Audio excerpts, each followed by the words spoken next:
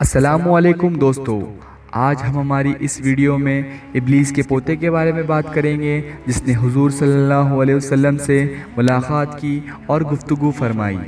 حضرت عمر فاروق رضی اللہ عنہ سے روایت ہے کہ ایک روز ہم حضور صلی اللہ علیہ وسلم کے ساتھ ایک پہاڑی پر بیٹھے تھے کہ اچانک ایک بوڑھا ہاتھ میں لکڑی لیے ہوئے حاضر ہوا اور سلام عرض کیا۔ حضور صلی اللہ علیہ وسلم نے جواب دیا اور فرمایا، اس کی آواز جن جیسی ہے۔ پھر آپ صلی اللہ علیہ وسلم نے اس سے پوچھا، تو کون ہے؟ اس نے عرض کیا، میں جن ہوں، میرا نام ہما ہے، میں بیٹا ہیم کا، ہیم بیٹا لخیس کا، لخیس بیٹا ابلیس کا۔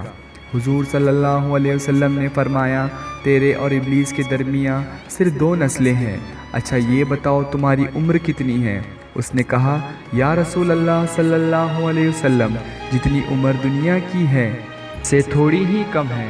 حضور، جن دنوں قابیل نے حابیل کو قتل کیا تھا اس وقت میں چھوٹا بچہ ہی تھا، مگر بات سمجھتا تھا، پہاڑوں میں دوڑتا پھرتا تھا، لوگوں کا کھانا اور اناج چوری کر لیا کرتا تھا اور لوگوں کے دلوں میں برے خیالات بھی ڈال دیا کرتا تھا کہ وہ اپنے رشتہ داروں سے برا سلوک کرے۔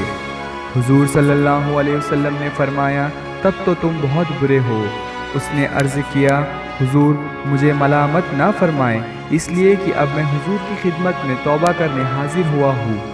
یا رسول اللہ صلی اللہ علیہ وسلم، میں نے حضرت نوح علیہ السلام سے ملاقات کی اور 1 سال تک ان کے ساتھ مسجد میں رہا ہوں، اور میں ان کی بارگاہ میں بھی توبہ کر چکا ہوں۔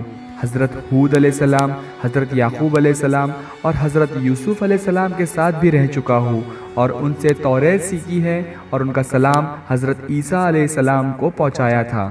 اور اے نبیوں کے سردار، حضرت عیسیٰ علیہ السلام نے مجھ سے فرمایا تھا کہ اگر تو محمد رسول اللہ صلی اللہ علیہ وسلم سے ملاقات کرے تو میرا سلام ان کو پہنچانا۔